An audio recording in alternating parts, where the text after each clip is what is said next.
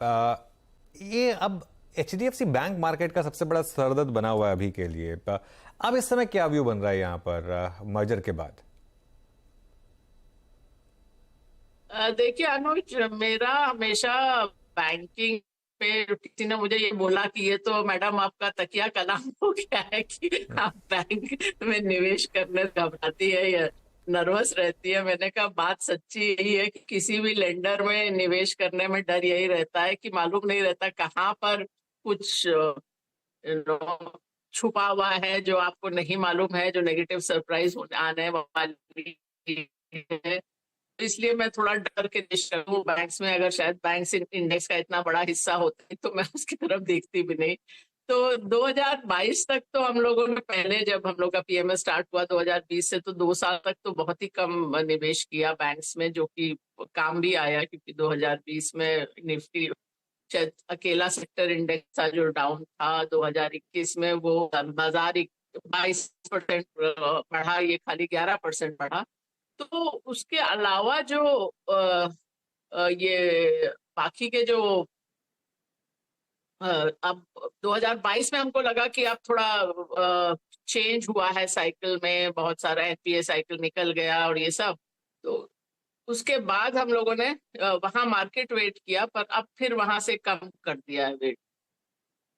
अच्छा, आईटी पर आपने बोला कि अब थोड़ा सा ओवरवेट हुए हैं आप। वो किस लिए आपको लग रहा है कि अब सब कुछ प्राइस में है? US recession? नहीं, आपका मैंने पूरा प्रश्न आईटी सुनाई नहीं दिया। आईटी पर अब आप ओवरवेट हुए हैं, उसका कारण क्या रहा है आईटी पर ओवरवेट होने का? बहुत ज्यादा ओवरवेट नहीं हुए, थोड़ा सा ओवरवेट है, उसमें भी मेरे ख्याल मिड कैप आईटी थोड़ा ज्यादा है।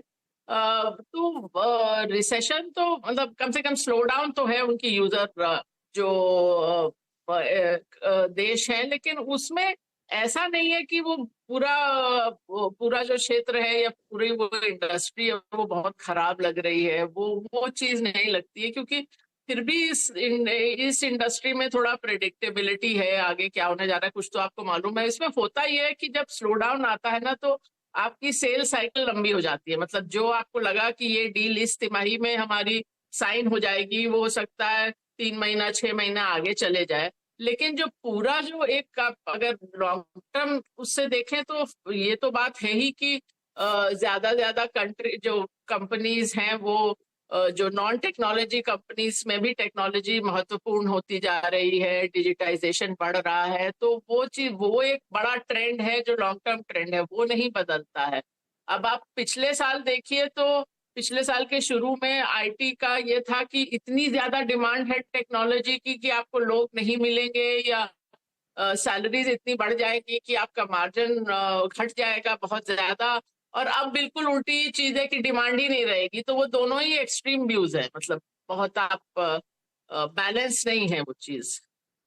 राइट दिव्या जी, बहुत बहुत शुक्रिया आज हमारे साथ जुड़ने के लिए और हमसे बात करने के लिए। थैंक यू सो मच, और आपको 30 साल पूरे करने के लिए बहुत बहुत बधाई फिर से।